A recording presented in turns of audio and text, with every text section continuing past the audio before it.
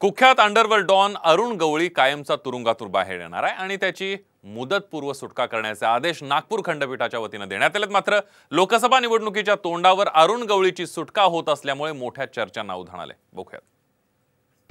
अरुण गवळी जेलमधून कायमचा बाहेर येणार, मुदतीपूर्वी सोडण्याचे नागपूर खंडपीठाचे आदेश। दक्षिण मुंबईमध्ये मतांच्या गँगवॉरची चर्चा। लोकसभा निवडणुकांचा धुरळा जोरदार उडायला सुरुवात झाली आहे। प्रत्येक पक्ष आपल्या मतांची बेगमी करताना दिसतोय। त्यातच अंडरवर्ल्ड डॉन अरुण गवळीची मुदतीपूर्वी सुटका करण्याचे आदेश नागपूर खंडपीठाने दिल्यानं चर्चांना उधाण आलंय।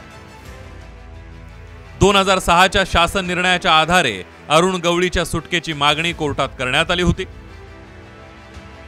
अरुण गवळीची सुटका ही दक्षिण मुंबईतल्या मतांवर डोळा ठेवून झाली आहे का अशी चर्चा सुरू झाली आहे। कारण दक्षिण मुंबई लोकसभा मतदारसंघात अरुण गवळीच्या अखिल भारतीय सेनेचं चांगलं मतदान आहे।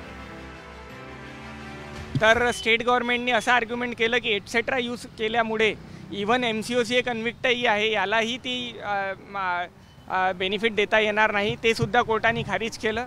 आणि आता जे रिस्पॉन्डंट्स आहे स्टेट गव्हर्नमेंट, महाराष्ट्र गव्हर्नमेंट मंत्रालय आणि DIG प्रिझन्स जेल सुपरिटेंडंट यांना डायरेक्शन दिलेलं आहे की 1 महिन्याच्या आत आपण त्यांच्या रिलीजबद्दल फैसला घेण्यात यावा आणि 4 हफ्त्यांचा त्यांना वेळ दिलेला आहे त्यांना रिलीजबद्दल फैसला घेण्यासाठी।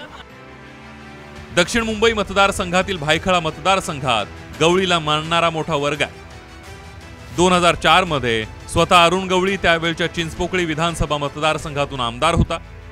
अरुण गवळी तुरुंगात असला तरी त्याची मुलगी गीता गवळी या अखिल भारतीय सेनेची धुरा सांभाळतात। अरुण गवळीच्या पक्षाला विधानसभेच्या निवडणुकांमध्ये किती मतदान झाले त्यावर एक नजर टाकूया।